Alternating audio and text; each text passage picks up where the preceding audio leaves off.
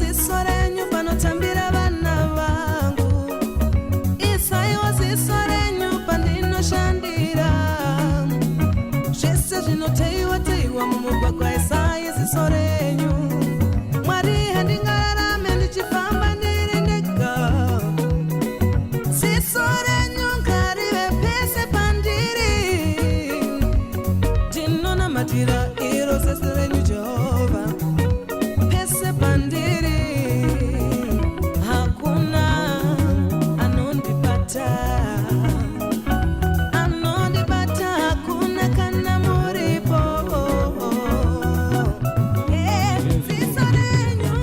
Zisorenyu ritarire vana vangu. Zisorenyu ritarire utano wangu. Mwari zisorenyu ritarire pandinoshanda. Kana zisorenyu risipo. Upenyu wangu Mwari wakaipanga ndikunda. Mwari kana zisorenyu risipo. Upenyu wangu Mwari wakaipanga ndikunda. Zisorenyu ritarire vana vangu. Zisorenyu ritarire utano wangu. Mwari zisorenyu ritarire pandinoshanda. Kana zisorenyu risipo. Upenyu wangu Mwari wakaipanga ndikunda. Mwari kana zisorenyu risipo. Upenyu wangu Mwari wakaipanga ndikunda.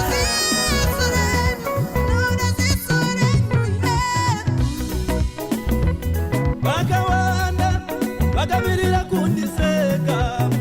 Kune vakawanda vakamirira kundiseka. Ichinge ndawa vanoridza mururu. Ichinge ndawa vanoridza mururu. Vakawanda vakamirira kundiseka. Vakawanda vakamirira kundidonhedza. Ichinge ndawa vanoridza mururu. Ichinge ndawa vanoridza mururu. Vakawanda vakamirira kukuseka. Vakawanda vakamirira kukuseka. Uchinge wawa vanoridza mururu. Uchinge wawa vanoridza mururu. Zisorenyu Mwari pandinofamba. Zisorenyu Mwari pandinofamba. Isaiwa zisorenyu. Isaiwa zisorenyu. Mwari zisorenyu. Mwari zisorenyu. Isaiwa zisorenyu. Isaiwa zisorenyu. Mwari zisorenyu. Mwari zisorenyu.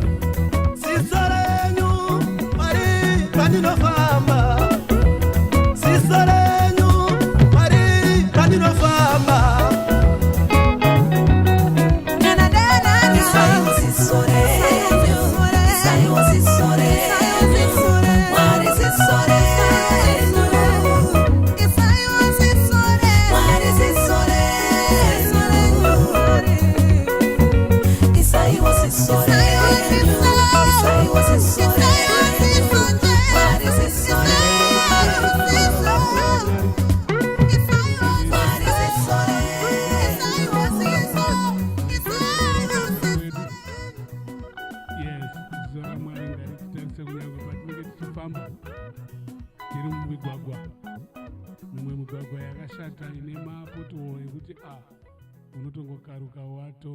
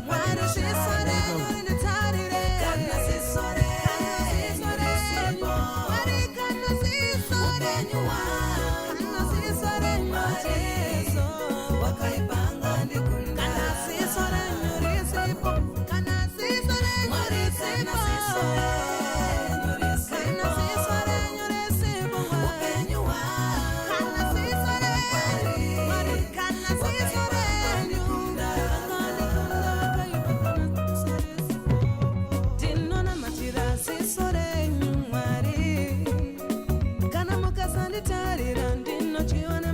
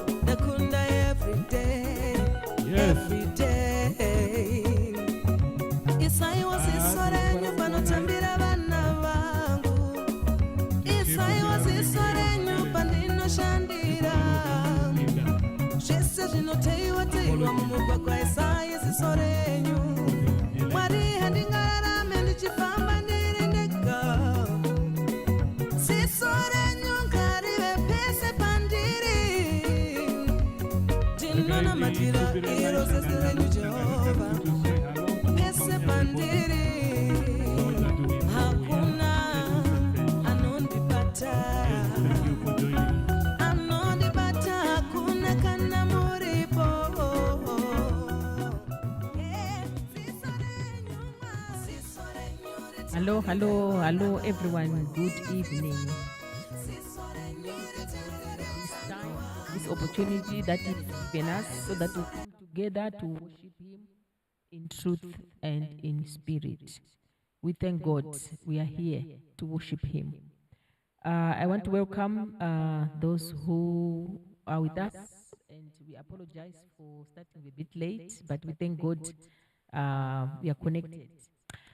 Sleepy musical drum munofara here mose hama dzirwendo pamwe nababa namashanganya ini ndinotamba hangu asi nguva yatorarama yorwadza iyi ngatinamate chokwadi hama ameni munamato ndiwo chete unotifundisa wadzanai kufa zvinei. Greetings Rev and Mother, ngatibatanei maoko in spirit tinamate chokwadi. Help in my prayers as one of my household is poorly and having a major surgery this Sunday. We pray for healing in Jesus' name. He said, by my stripes you are healed. We know the Lord will be with him or her in the operation room. Our God is able. Thank you for sharing. We'll be in touch and in prayer. Ambassador Freeman Shanganya, hello. Mkuru wa mbwa zviri sei nemhuri totenda Mwari. Primrose Nyakushowa, good evening. Amen. Good evening padabe apo. Abigail Yana, greetings, praise the Lord. Amen. Abi. Brian Tijete, Baba Anesu, connected 100%. How are you in Cape Town? God bless you. Spencer Moyana, connected. Amen. Welcome. David Mutemera, tinoku kwazisai vashandiri vashe. The sound is loud and clear. Thank you very much for confirming. Sleepy musical drum, zvangu zvaringana, no complain. We thank God. Primrose Nyakushowa, sound is loud and clear. Thank you. Ambassador Freeman, hamusi kunzwika. Ambassador mega musi kunzwa zizvi chichiri kuitika naye ono. Farai Vivian, Auntie Soliho, how are you? Hello everyone. Leo Mtombga, connected. We thank God for being with us. I also greet those who are watching behind the scenes, who are not able to write on the wall. Welcome everyone to this prayer and praise, and God bless you all.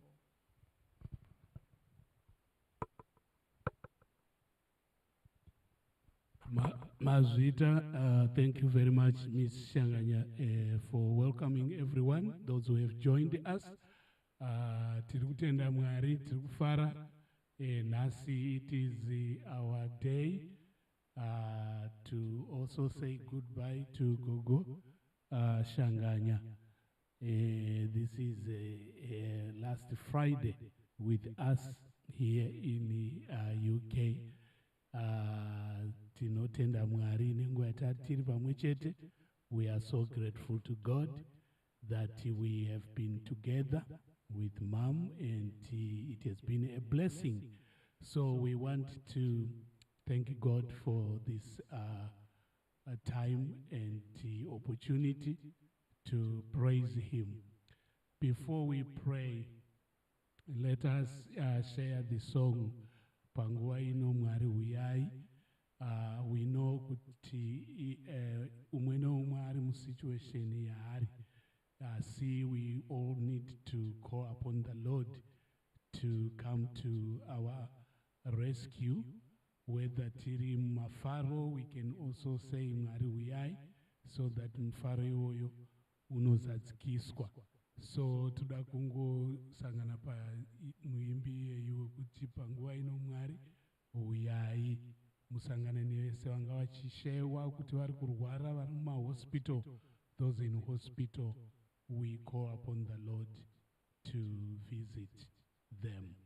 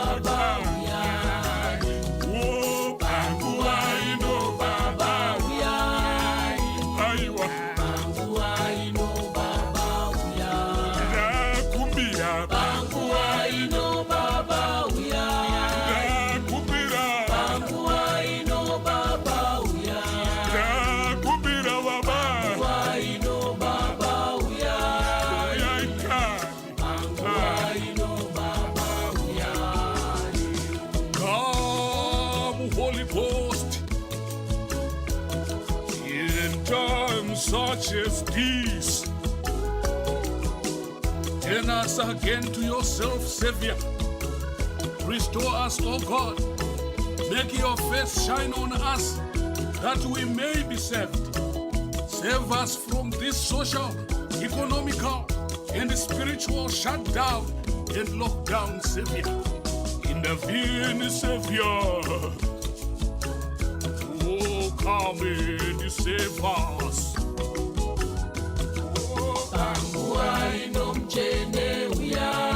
Urape vanorwara, unyaradze vanochema, ubatsire vanorapa, utarise mavolunteers, vatyairive mabhazi, amwe nemaamburenzi, utarise nesuwo vafundisi.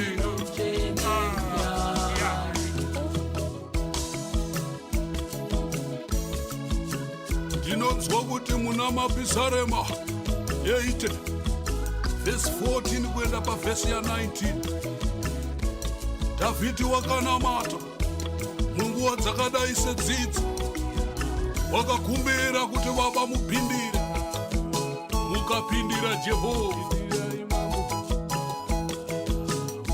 David prayed for your intervention.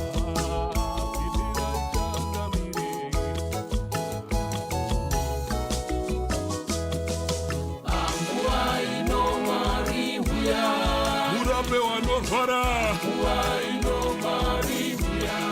murape vanorwara, murape vanorwara bambo,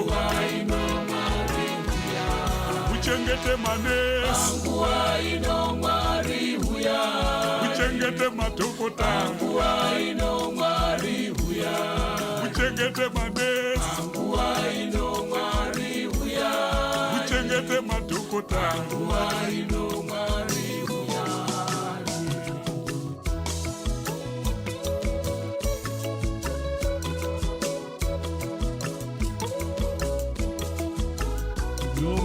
Come and heal all the sick, Savior.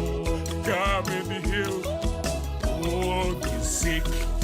Come and protect our doctors.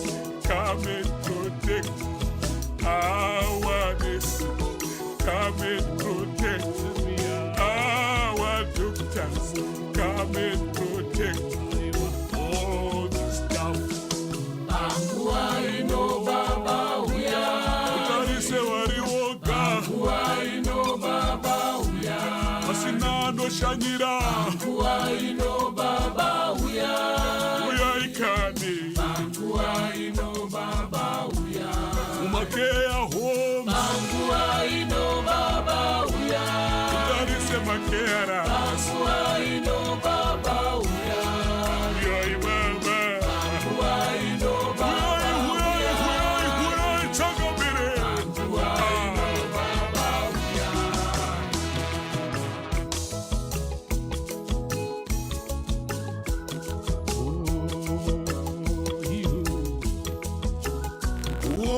Visit, oh Lord, those in isolation. Visit, oh Lord, those in need. Oh, visit, oh Lord, our care homes and protect carers and residents. Hallelujah.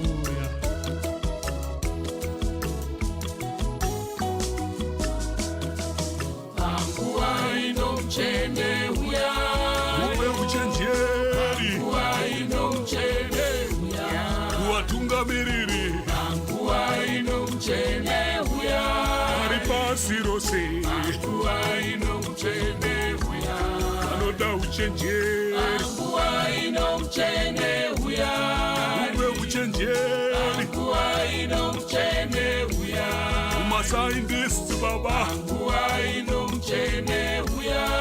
wawane mushonga,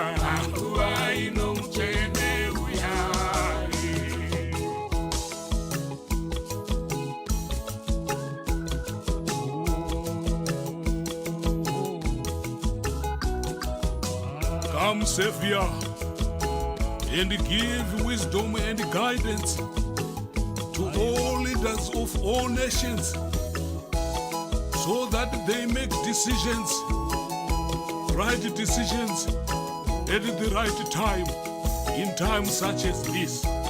Hallelujah.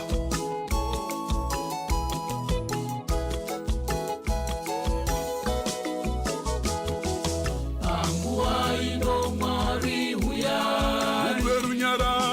Angua ino Mari huya, Angua ino Mari huya,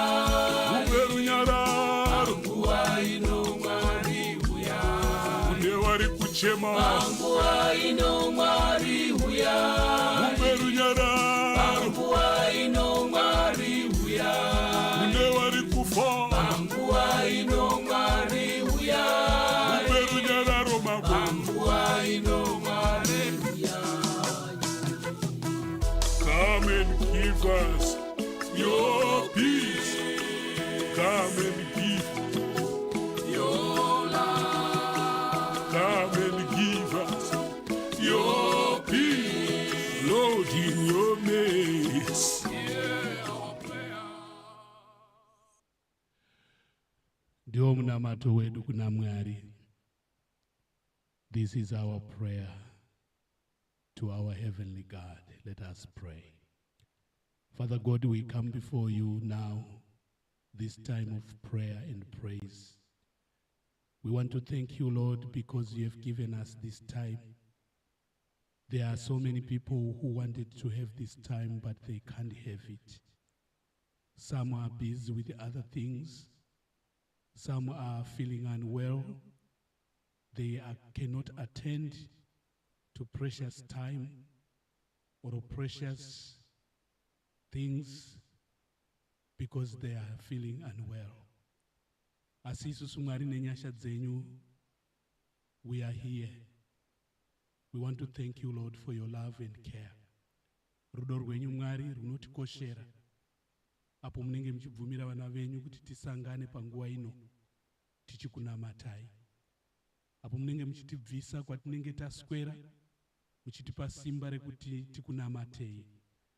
Apo munenge muchitisanganisa nenguva yekunamata yakadai kunyangwe tiri kumabasa.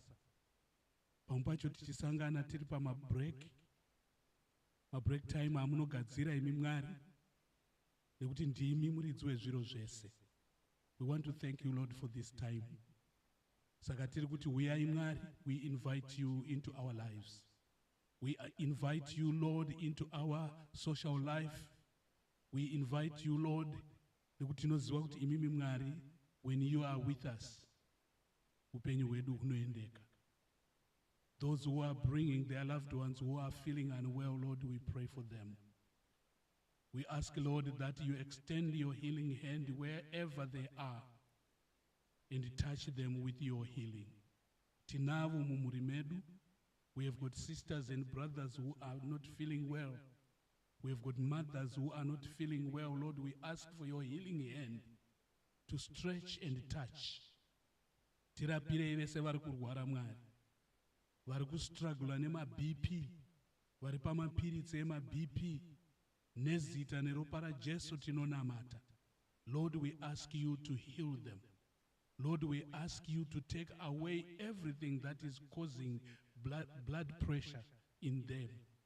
Tinoziva kuti Mwari, pane zvinokonzeresa kuti vana wenyu vave nema-BP vange vachirwara.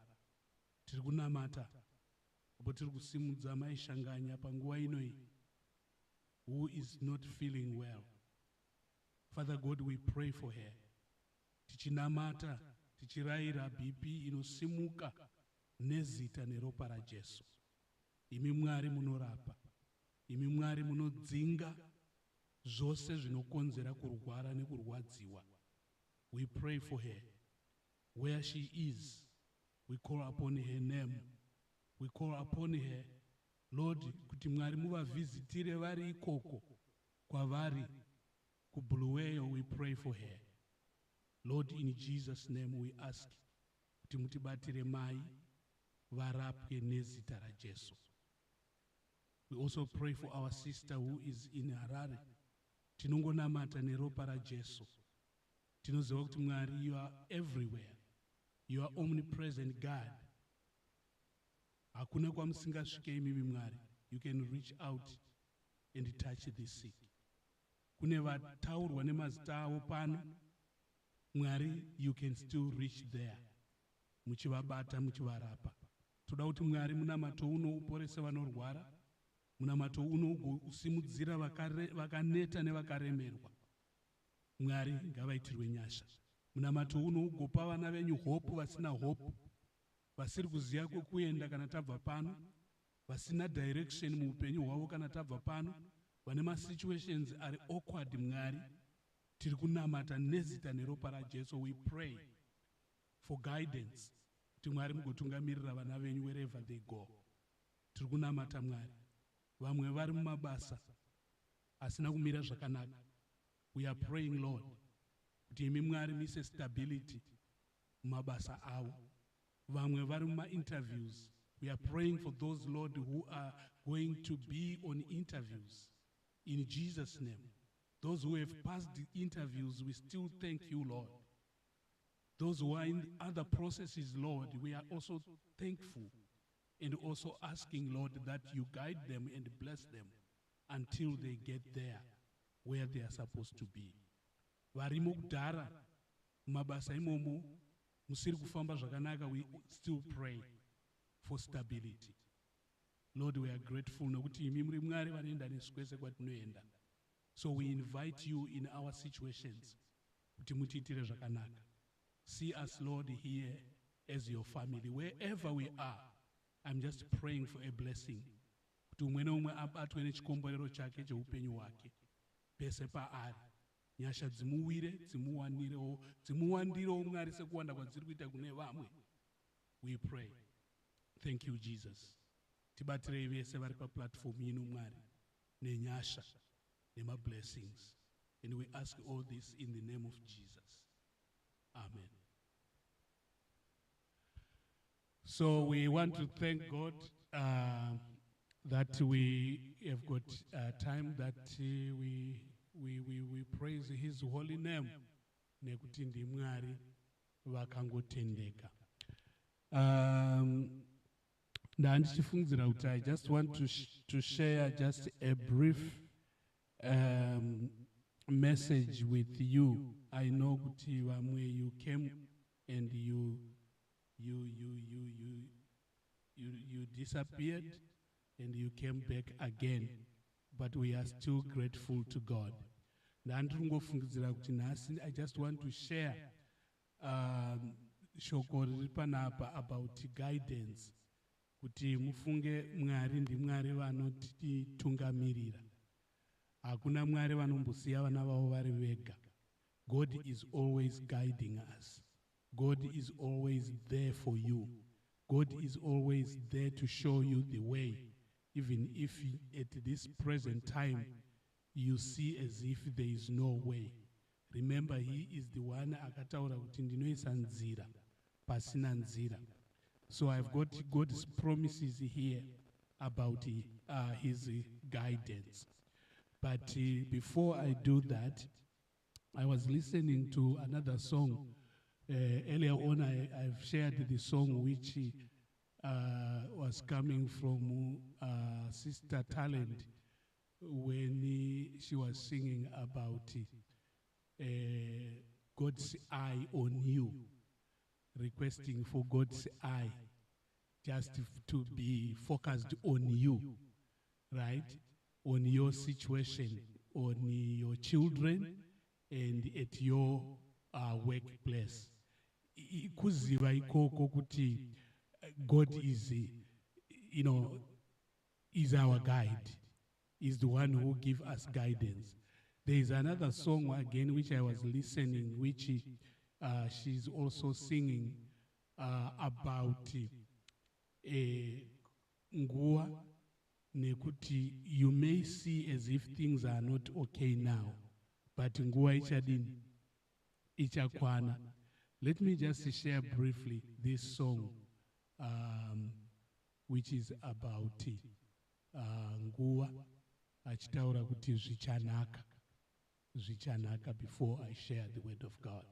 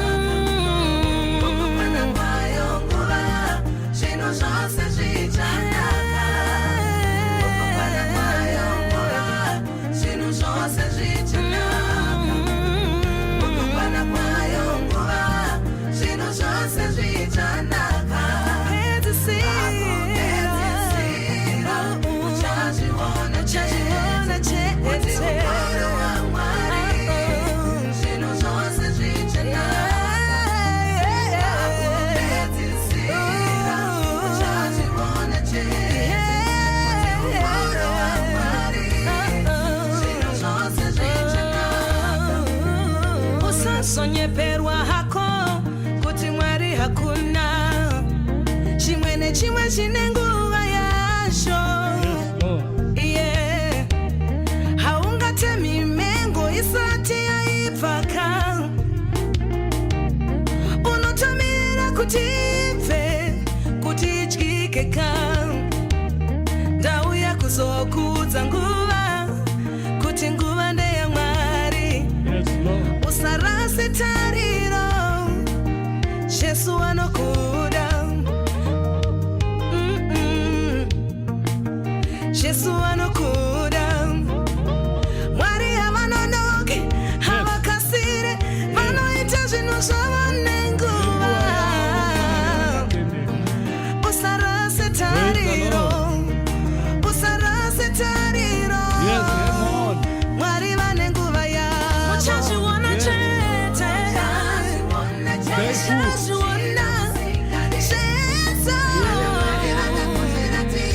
zvake. Uchazviona chete kana ana zvavo Jesu.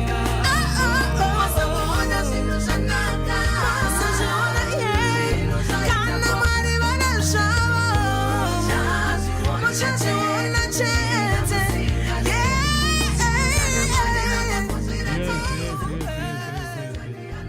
Hakuna chokwadi chinodarika ichocho. Yes. Sister Talenda, unogona kuvatsvaga paYouTube, munovaona vanoimba, vanokurudzira Mwari vavaitirawo zvakanaka. Amen.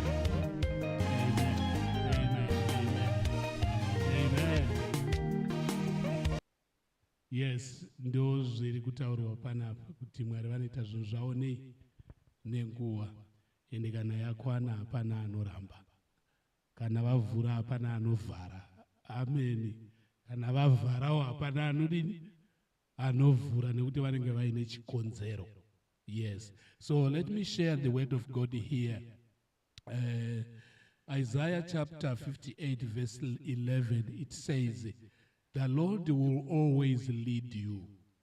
The Lord will always lead you. He will satisfy your needs in dry lands and give strength to your bones.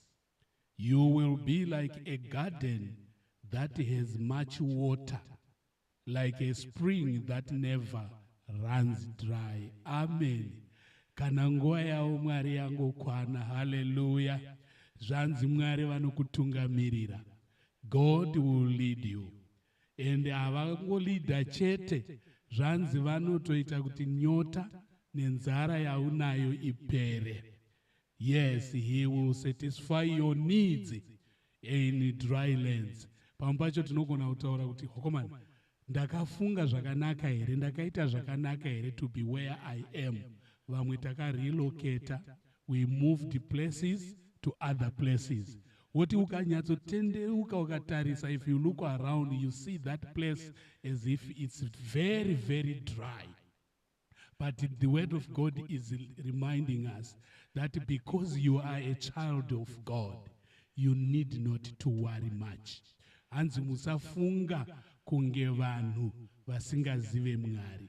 Rimwe soko robva ratiti benzi ndiro rinoti mumwoyo maro hakuna Mwari. Haleluya. Zvino tingadawo here kutwa mapenzi paya patinenge taakufamba tichitaura kuti hakuna Mwari, because kunyika kwandiri things are not okay with me.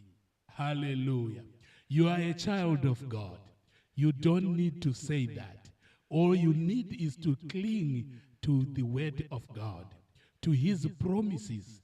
The promises of God are new every day. As he is saying here, he will always lead you. And I am sharing this message ndichitaurira Gogo Shanganya, who is with us here, kuti Mwari sezvavaive nemi pakuuya vachava nemi zvakare pakudzokera. Mwari sezvavaive nemi kuno vachave nemi zvakare kumba. God is always faithful. So zvanzi Mwari vanokusimbisa. Vamwe tiri kurwara. Some of us, we are not feeling well. Zvanzi, God will strengthen your bones. God will strengthen your bones. Now all you need is to believe and trust in God. You will be well in Jesus' name. Just text it to your loved one who is unwell and tell her or tell him that God will give you strength. God will give strength to your bones even if you feel weak. Zvanzi wakatofananidzwa negadheni iwewe rine mvura yakawanda. Amen. Nekuti uri mwanaka waMwari. How can you be likened negadheni rine mvura yakawanda iwe usiri mwana waMwari? Kuva mwana waMwari ikoko, just to be a child of God, makes you kuti unge unofanana negadheni rine mvura yakawanda. Zvikanzi gadheni rine mvura yakawanda zvarinoita ndezvekuti zvese zvakaritenderedza, zvese zvinomera imomo zviri healthy. Hallelujah. So ndiri kuti you are a child of God. Zvazviri kutaurwa naTalent panapa, zvikanzi dzimweni dzenguva tinomhanya kana kuti tinoendera Mwari mberi kokungotarisawo kaMwari wemaseasons anga ari kuimbwa kuti kana mengo dzaberekwa dzine nguva yadzinokura. Amen. Dzoitawo nguva yadzinodini, yadzinodyiwa. Saka tikamhanyira season isiri iyo, then tinofunga kuti Mwari hakudini, hakuna, and yet God is there. Amen. Proverbs 16 verse 1 and 3 yobva yati, people make plans in their minds, but only the Lord can make them come true. Hallelujah. Depend on the Lord in whatever you do, and your plans will succeed. Hazvinomboipa kuronga. Amen. Hanzi ngatirongei chaizvo. Kana mupfungwa dzedu tinoronga, asi anoita kuti zvizadzisike ndiMwari. Hallelujah. God will make things happen. God will fulfill maplans edu. Hazvinombonzi zvatinoronga hazvibude. The reminder is, patinoronga ngatirongei naMwari. Patinenge taronga ngatimirirei Mwari nguva yawo, nekuti zvafanana nekudyara, tinodyara muvhu hoping kuti zvinomera, hoping kuti zvinokura. Asi tikava nedoubt, vanhu vangadai vasiri kurima, mufunge. Tarisai vanhu vazhinji vanorima nemvura yemudenga. Haleluya.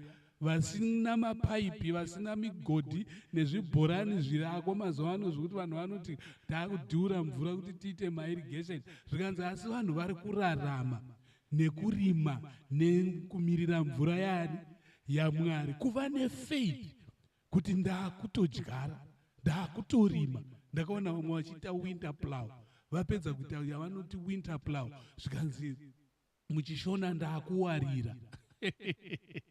Mvura yacho isati yadini, yatombouya nemabhanangana kusina, zvikanzi ndaakutowarira. Kuva nefaith yekuti Mwari akasika denga nepasi, God who created heaven and earth will provide, will fulfill his promise. So because you are a child of God, created in his image, you don't need to worry. Just wait for God's time. But when waiting, you don't stop planning. You plan, like I've said. Do you know what? It's amazing. I was traveling in Zimbabwe. Places I visited where people have harvested. Ndakavhizitira pamba paamai vangu, pamainini vangu. Ndikati, mainini, how come you harvested? How come you zvikanzi ndakadyara mvura isati yadini? Ndakawarika. Amen. Zvikanzi pakazonaya mvura, zvangu zvakabva zvamera, having faith in God. Vamwe vakati tozodyara yadini? Yanaya, payakanaya, ndokuzodyara haina kuzonaya. Zvikanzi vakadyara isati yanaya, zvakabva zvamera, zvikabva zvasimbiswa, zvikabva zvakura. Hallelujah. They harvested. Ndakatochera nzungu ini, ndikadya nzungu kwasvosve. Amen. Because of that faith, faith that moves mountains. Ndiri kuti just have that faith. Gomo rawakatarisana naro iro will move. Hanzi faith zvainoita haitidzidzise kunyenyeredza gomo, inotidzidzisa kukwira gomo. Amen. Ndiri kuzviziva kuti uri kuda kunyenyeredza gomo. Hallelujah. Aiwa, faith does not do that. Faith does not teach us to do that. Faith teaches us to climb over the mountain, because zvanzi, I will give you the strength. Amen. He gives strength to your bones. Paul kuti mabhonzo angu angakwirawo gomo here. Ndaremba, ndaremba, ndaremba. And you can repeat that again and again. I know, I agree with you. But the message which is coming now is for guidance. Just to give you guidance on how to deal with that zvakurembesa izvozvo. So these are the promises about God's guidance. So zvanzi, let's make plans, but let's depend on God.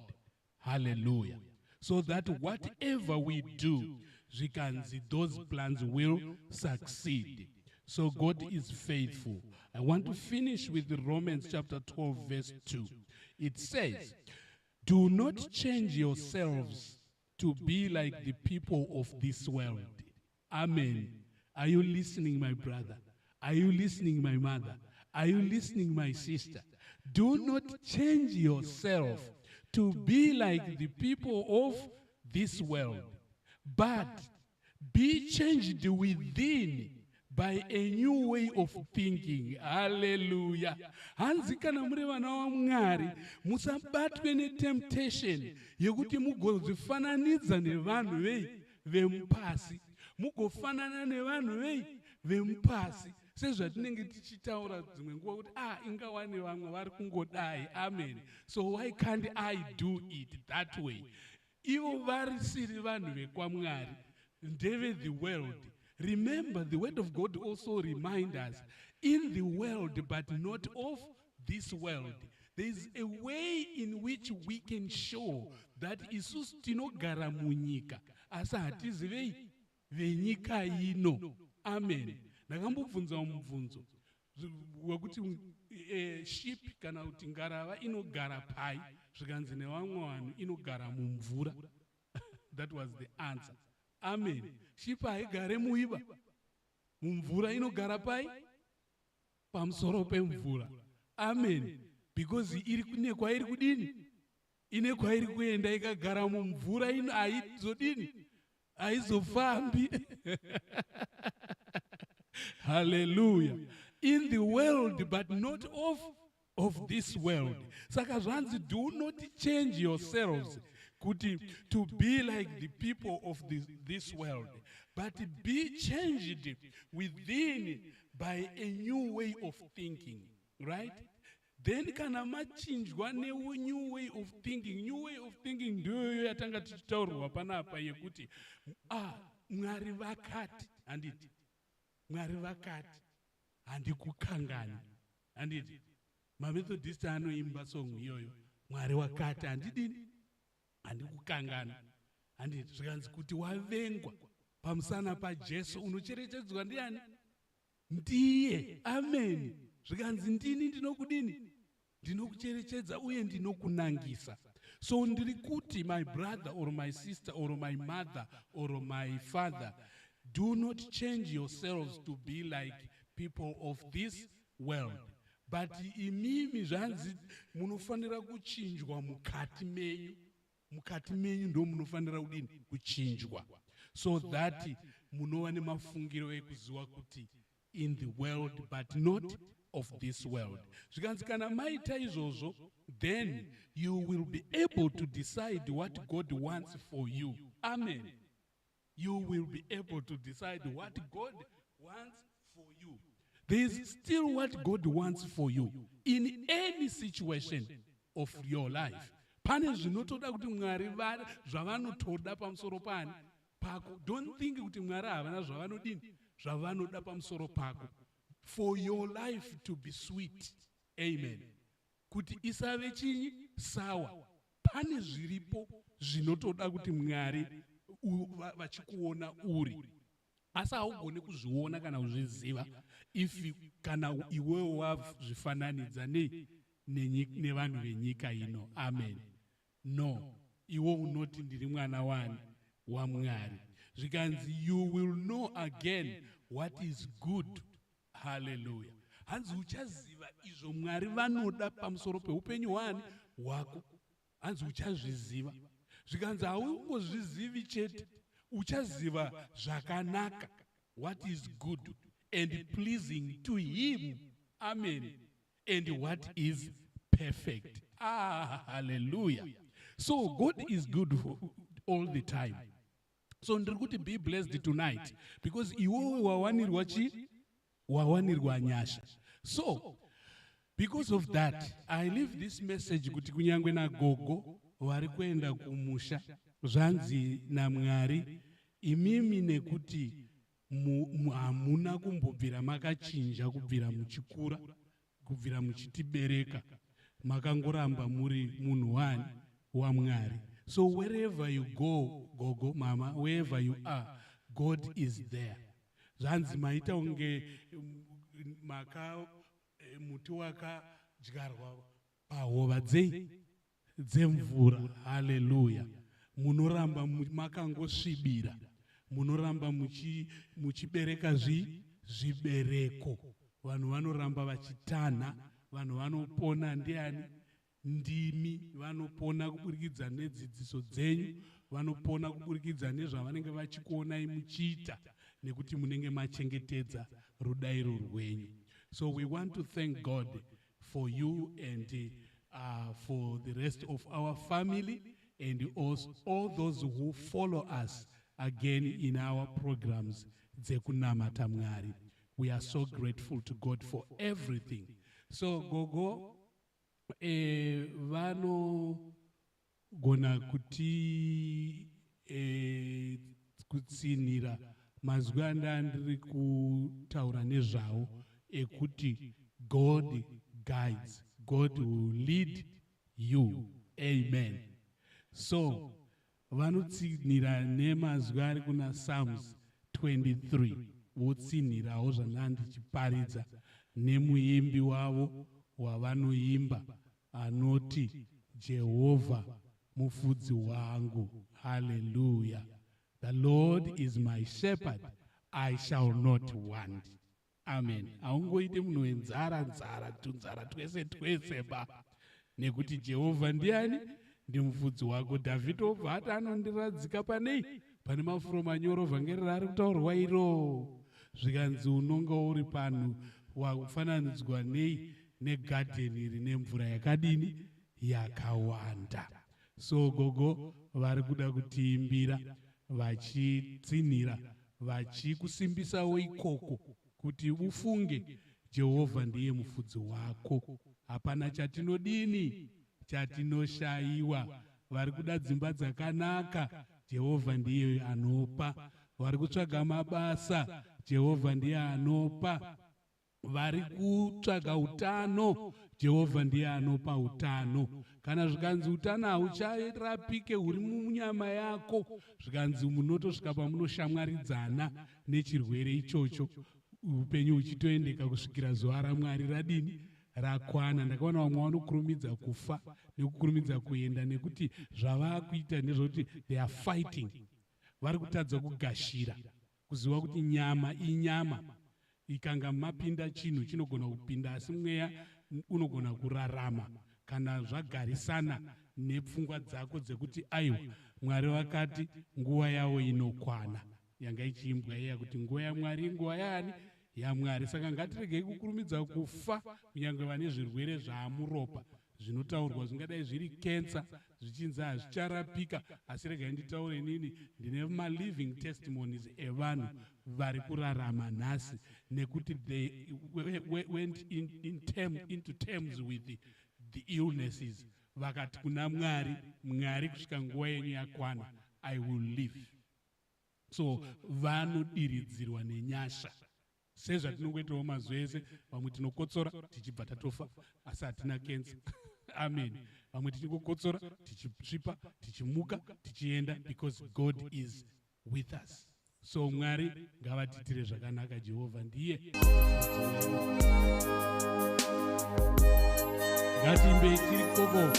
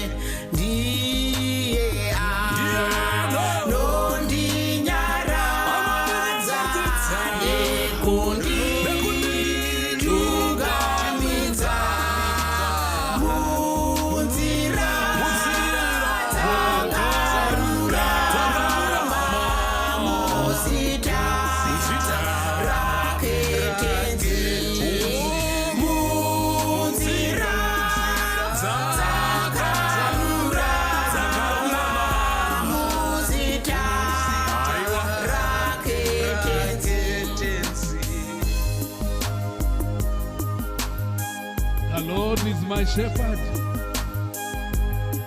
I shall not worry. Kunyangwe ndikafamba nepakamanikana. Oh yes Lord. Kunyangwe ndikafamba mumumvuri womupata worufo. Yes Lord. Handingatongotyi nekuti aneni. Hallelujah.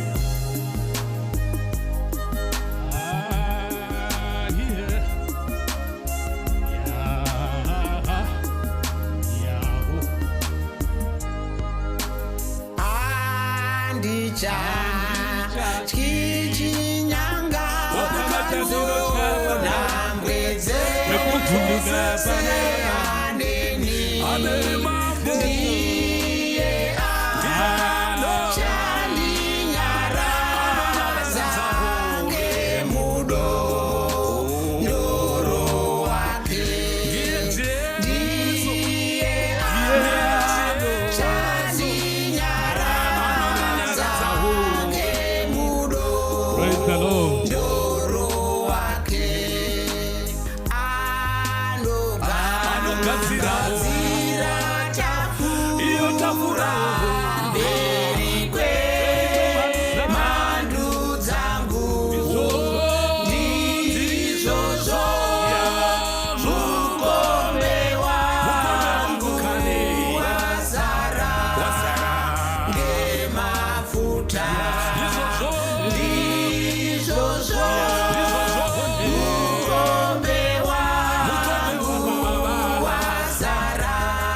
aiwa ngemafuta idiru nako nenyasha zvichazo nditewera ndichazo gara mudenga nekusingazoperi ndichazo gara mudenga nekusingazoperi.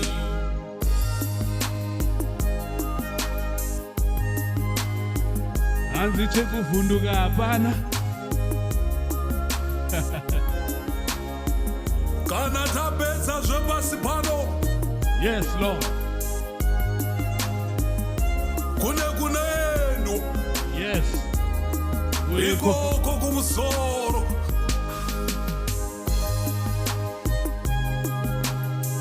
tichanogara Hallelujah. nababa wedu tenzi wedu Jesu Kristu nekusingaperi. Amen.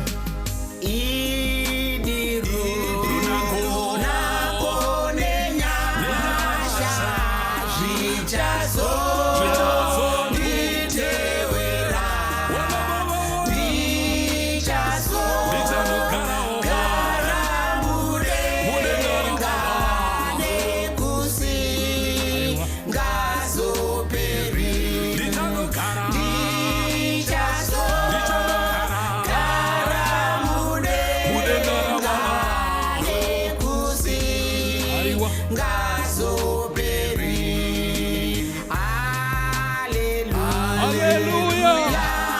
Hallelujah. Sing it, hallelujah. Hallelujah. Hallelujah.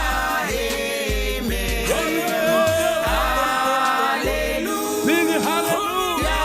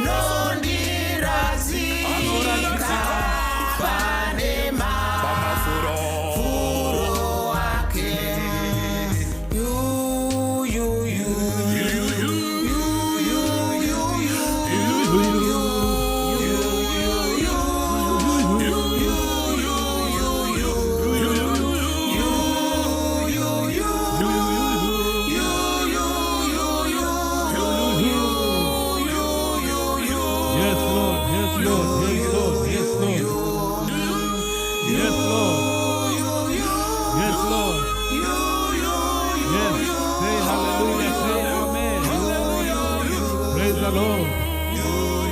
Yes. Amen. If you are seeking God's guidance, you may type Amen. Hallelujah. Because God is faithful. He will guide you. Regandinamate newe. Chinhu chimwe chete chandinoziva Mwari ndechekuti you have never failed us yet. For us to be where we are, it's because of your love. For us to be who we are, it's because of your love. We thank you, Lord, because you love us all. Munotida Mwari zvakadaro.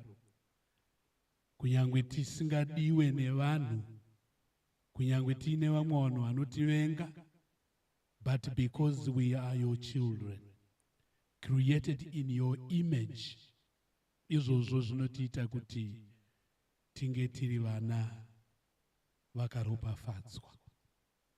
Izvozvo zvinotiita kuti kanyange dai tikafamba mumupata wemumvuri werufu, hatingatongotyi kufa. Kana dai tikafamba mugwenga, you provide. Sekutaura kwamaita kuti you are the good shepherd.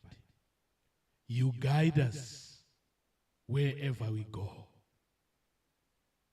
Chamunongoda Mwari ndechekuti tisafanane nevanhu vemunyika.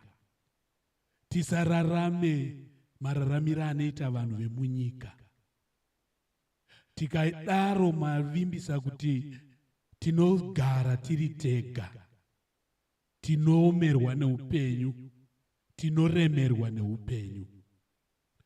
Asi tikatora imimi tikakuisai mukati mehana dzedu, tikafunga zvichibva mukati memwoyo yedu, mataura kuti Mwari munotionesa zvamunoda kuti tione.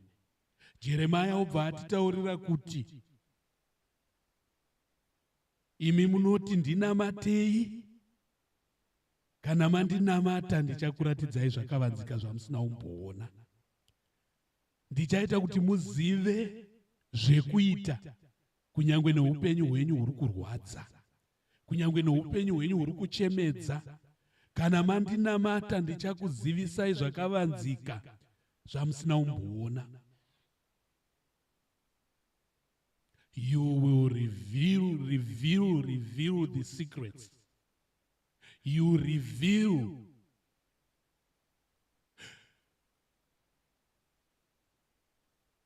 zvamunoda imimi Mwari kuti tiite uye tizive. So ndiri kuti tarisai vana venyu vese vari kuchema, vakaremerwa. Itai kuti vanzwe mukati mavo muchinamata. Lord, help us to pray from within, to pray from our hearts. Mumwe muimbo utaura kuti Lord, I want to be a Christian in my heart. Mwari, ndinoda kufananawo nemi mumwoyo mangu. Ndinoda kudai wakadai ndimwi. Lord, we pray. Sanganai nevana venyu kuti tizive kuti hakuna mwana wamunorasa, hakuna mwana wamunosiya ari ega. You love us all, and you have blessings for us all. And we pray, Lord, that you help us to receive tonight.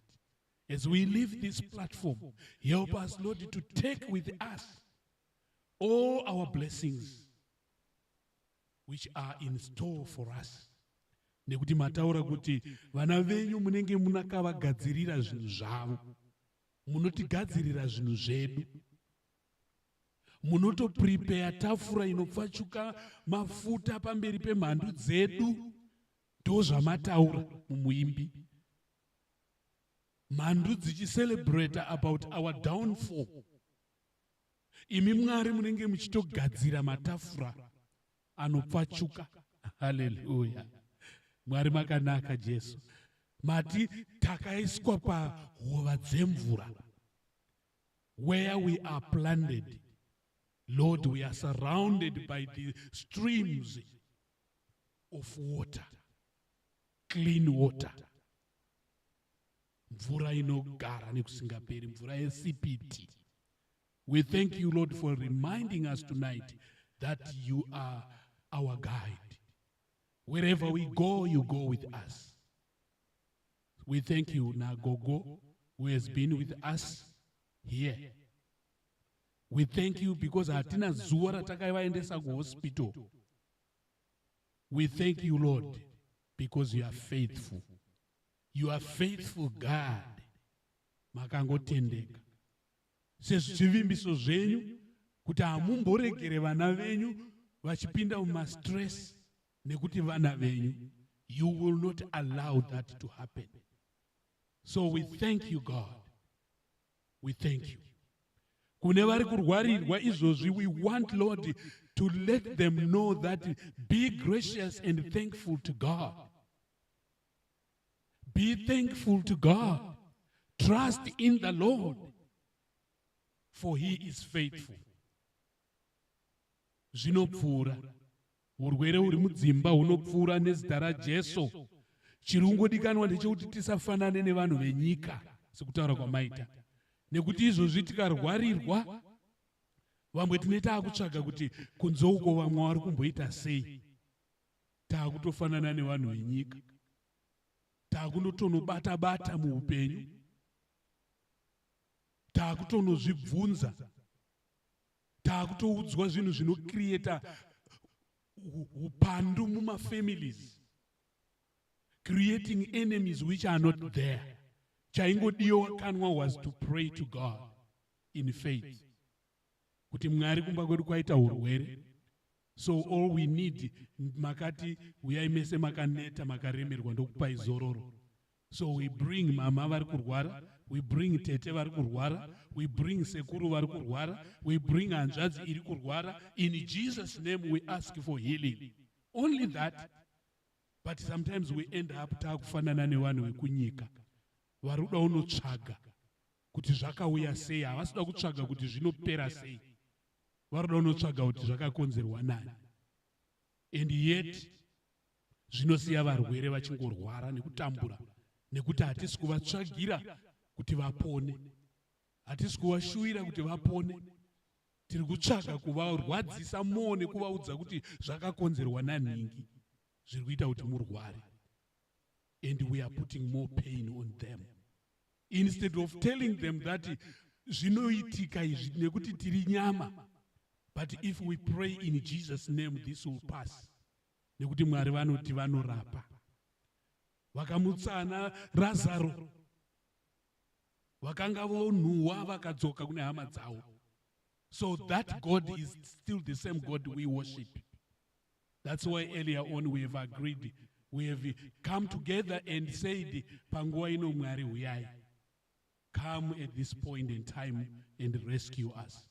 I am asking, Lord, that this prayer should be prayed in any family situation. Yevana venyu vari pano nevasiri pano.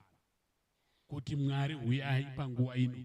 For such a time as this, Lord, intervene. Come to our rescue. Only that. And you said, kana tadaro, you begin to show us what we should do. Kana zvichira kuendesa vanhu kumadokta, you begin to show us the right doctors. Vanorapa, vane hanya futi.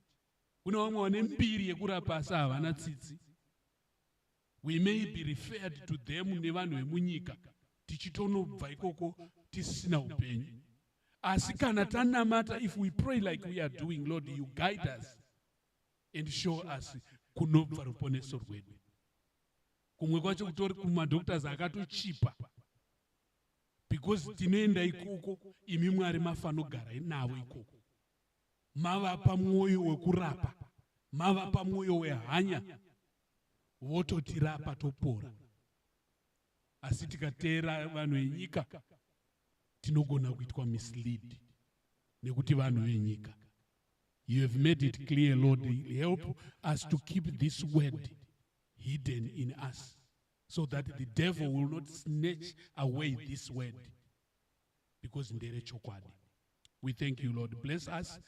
Bless each one of us. Those on this platform behind the scenes. Vari kudawo nyasha dzenyu Mwari. And I ask you for your blessing upon everybody. Upon everybody. In Jesus' name I pray. Amen. God is good all the time. Ati gone kuyenda tisina ku atina ungeta acknowledge edu vanhu vane ma blessings avo, but we want to thank God for everything that God has done to you.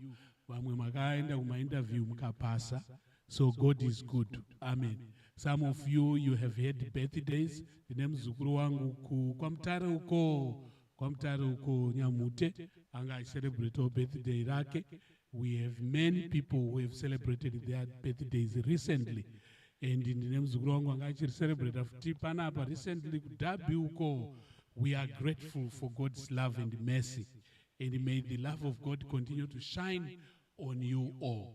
But tigone kuyenda tisina kusimbisanazve nemuimbi wandinoziva kuti mese muimbi anokuitirai zvakanaka. and muimbi iwoyu anodzora ndangariro dzedu, anoitawo futi kuti tidzoke kuya kunonziona vakakurira vari kukunangisa vachitinamata udini urinde. So I want to share this song zvakare nemwana wangu who is in God's blessings and God's glory, Brenda. Apo tinenge tichiimba zvedu kuti muKristo usadini usaneta. Hakuna chimwe chatingagona kukuudzaba. I know you are getting tired. You are feeling tired now. Zvarema kaizvi. This has been too long for you. This has gone so long for you. Trouble, crying, kushaya, kuremerwa, kuvengwa, kudupikiswa, kuita chinhu chenhando. Everything has been happening in your life. But shoko rataura muKristo usadini usaenda usaneta ngazvisakuendesa kunyika. Amen. Izvo ndo zvandiri kuramba izvo, kuti usaendeswe kunyika nezvinhu zviri kunetsa. Hanzi muKristo usadini usaneta. Ngatimboimbai tisimbisane zvakare. Uri ipapo, uri kudriver, uri pashifti, isa maheadphones unzwe kuti muKristo usaneta, then imisishanganya uripa.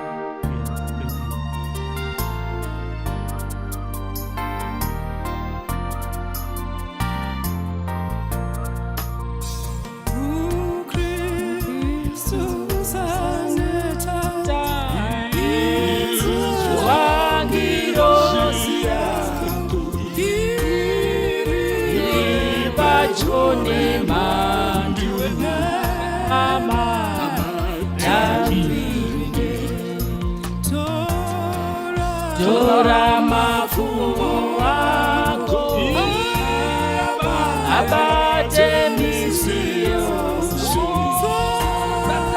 Satana rikurinda nama taurine Hondo dzese dzedima zisikaoni zinoda kukubata nama taurinde Jehova notipa isepe misiye nekuti sunungurura ngedza Satani zvotanga takasungwa ndizvozvo ndinotenda chisepe chenyumba ndiJesu Kristu tenzi. Haikona kutsama mhani kana kuchema, kana iri misodzi ngaive misodzi yenyasha yekuti inga Mwari makandinakira kundiudzawo zvakavanzika. Haleluya. Izwa wakakurira vari kukunambisa ivo vese vachinama taurinde nemi handikurasi yokuti wadai hakuna kuraswa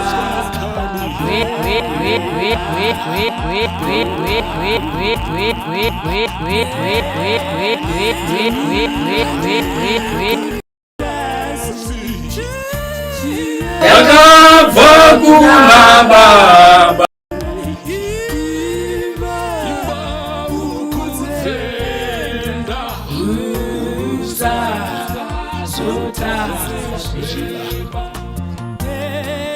neni handikurasi yakabva kuna Baba nepamusana pangu nekuziyanokunda Unodiwa iwe. neni andikurasika chienda upembere imba ukuzenda usa zotanza zviba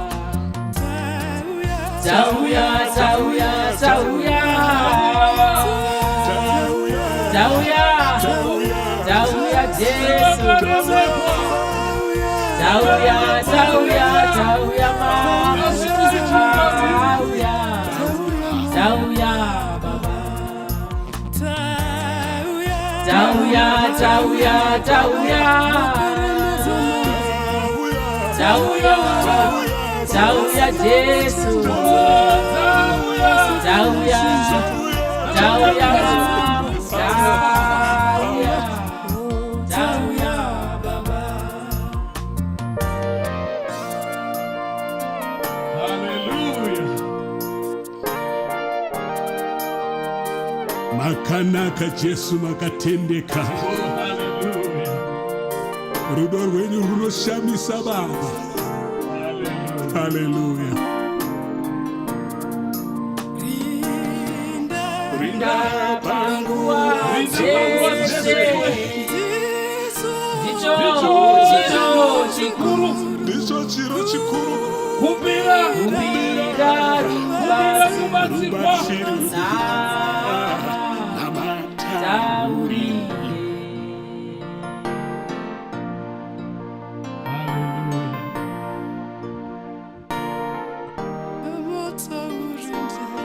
Namatakani. Thank you, Jesus. Namata.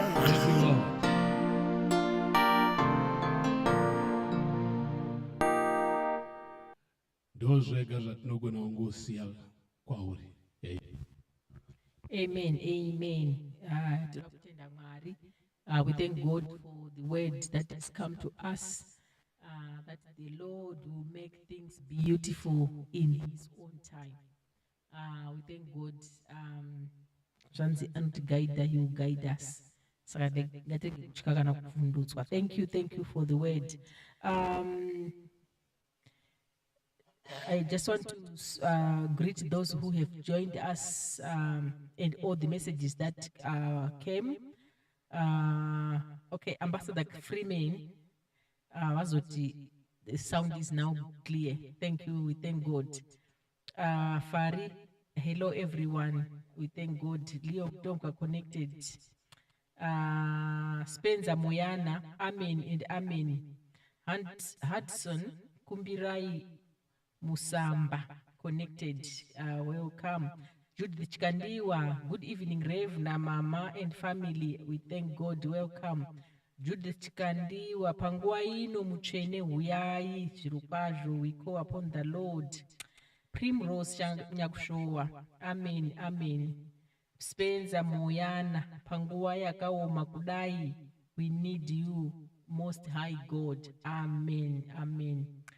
Spencer Moyana Zakari, amen. Bruce Bondera, glory, glory, we thank God. Tazin Chinyanga, God, good evening. Rev Namai, we thank God and welcome. Amen. Primrose Nyakushowa, Moyana Spencer, amen. David Matemera, amen. Mufundisi. Philemon Paintings, Maskwera Sei Baba Namai Nagogo Shanganya. Munotikomborera, ndini tapiwa Homela, South Africa, Kupolokwane. Welcome, welcome Philemon. Mwari wakuitire zvakanaka. Primrose, hallelujah. Kas Madzi, good evening. Amen. Primrose, amen. Vivian Fari. Thank you so much. And those who are watching behind the scene, who have joined when we've greeted others, we thank God. We hope you have been blessed by the word today. The Lord is with us. He will guide us. He will give us the guidance. Thank you, and God bless. Just give it 2 minutes kuna Gogo Shanganya. She may want to say bye-bye to you all. Regaiti wapenguwa inoi.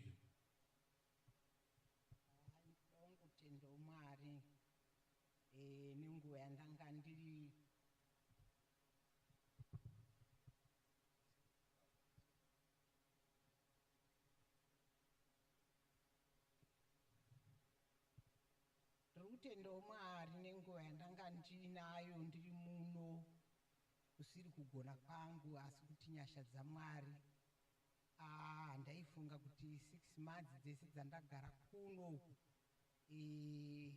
dzisvike ndiri munyasha dzaMwari ende ndiri kunzwa kufara nekutenda kuti Mwari wakanaka, Mwari anogona ende akanga ari kuzviziva nechekare ndisati ndaberekwa naamai yangu kuti ndichave nenguva yakanaka ndiri muno muEngland neshamwari dzerwendo. Ndoda kutendai vese vatanga tiri kupinda navo muzvishanu zvese zvakapfuura tichinzwa soko raMwari, inini richindisimbisa nekundishingisa zvakadaro zvanga zviri kutaurwa kana tiri vana vaMwari.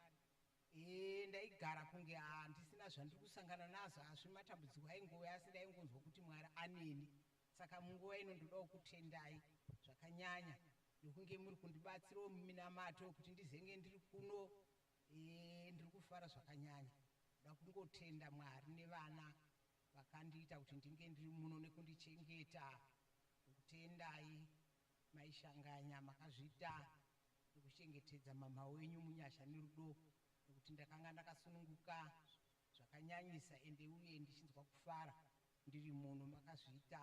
Nzvimbo dzese dzamaindifambisa ndichiona ndoda kutenda Mwari makazvita. Ichokwadi chekuti zviro kwazvo hakuna rimwe nezita rinopinda pasi pano seraJesu, ende ndiro rinotiita kuti tisatye ende risingativhundutsi kusingaperi. Amen. Regaiti vasiye zvakare vachiimba rwiyo rwavo rwokuti Mwari wakanaka veduwe. Mumbotamba muchitambira Gogo vachiimba rwiyo rwavo.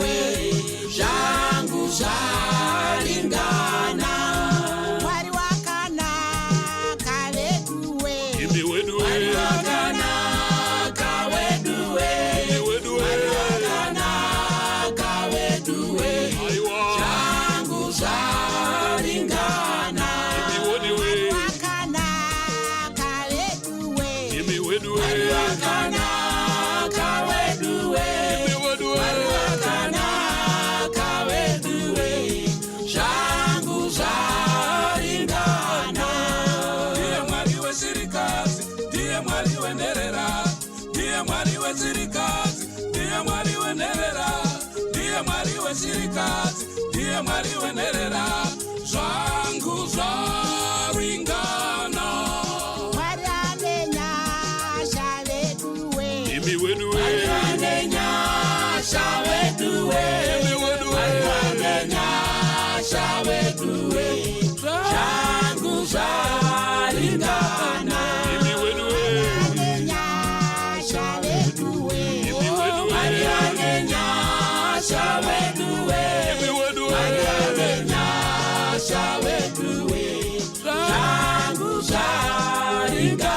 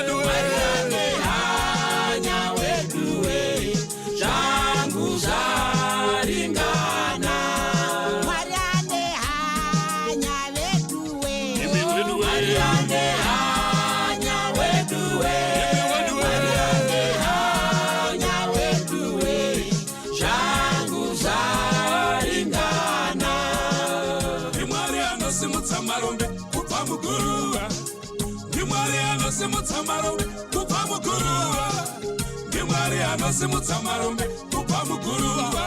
Zvangu zvaringana,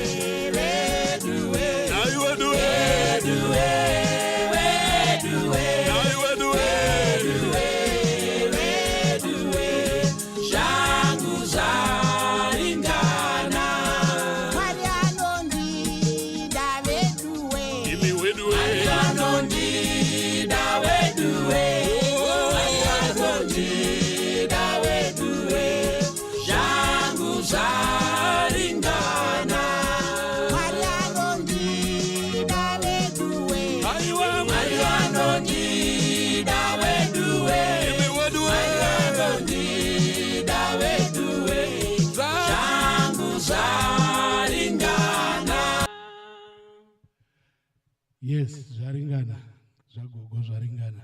Ndodaira kuti nezvako zvaringana manerano. Mwari vatiitire zvakanaka, regai tigashire nyasha tiende hedu kunozorora. Tinoti kozvino izvi nyasha dzatenzi wedu Jesu Kristu, rudo rwaMwari Baba, kuwadzana kwemweya wakachena. Nyasha idzodzi dziende nesu dzitichengete kudzamara tapinda muupenyu husingaperi.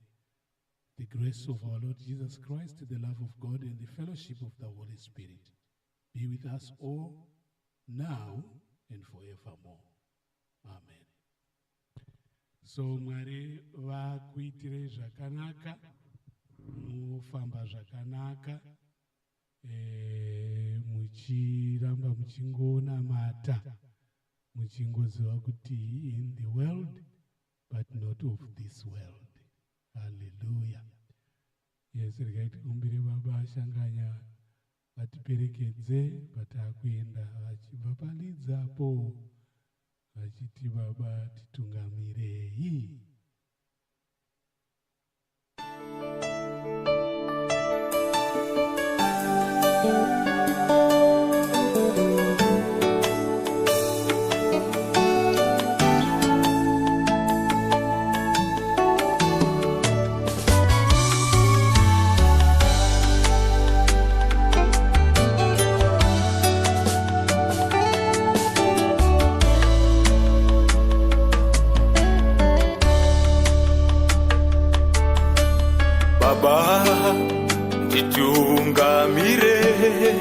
Nditungamire Baba, ndisesedzei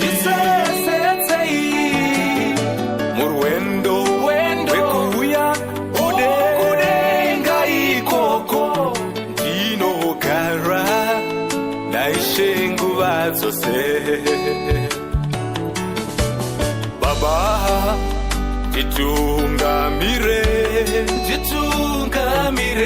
Baba, ndisesedzei murwendo rwekuuya kudenga ikoko, ndinogara naIshe nguva dzose. Oh, inini ndinoda kuenda kudenga ikoko, ndinogara naIshe nguva dzose. Hallelujah, ndichimba nekupembera. Hallelujah, ngavakudzwe Ishe Jesu. Oh, inini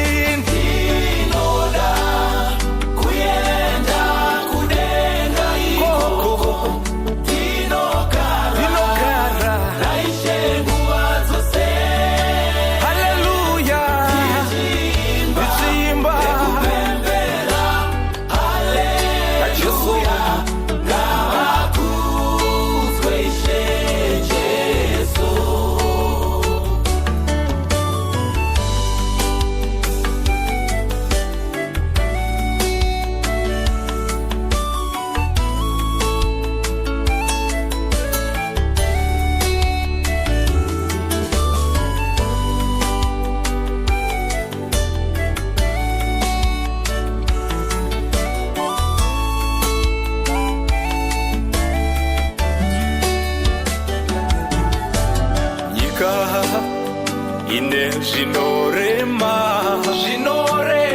baba nyika ine zvinorwadza baba murwendo rwekuuya kudenga ikoko tinogara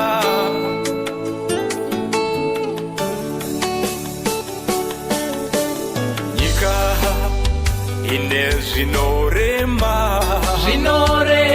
baba nyika ine zvinorwadza baba murwendo rwekuuya kudenga ikoko tinogara naishe nguva dzose inini ndinoda kuenda kudenga ikoko tinogara naishe nguva dzose nekupembera haleluya ngakuzwe Ishe Jesu inini ndinoda kuenda kudenga ikoko ndinogara naishe nguva dzose ndichimba nekupembera haleluya ngakuzwe Ishe Jesu ndinoda kuenda kudenga ikoko ndinogara naishe nguva dzose ndichimba nekupembera haleluya ngakuzwe Ishe Jesu ndinoda kuenda kudenga ikoko ndinogara naishe nguva dzose ndichimba nekupembera haleluya ngakuzwe Ishe Jesu.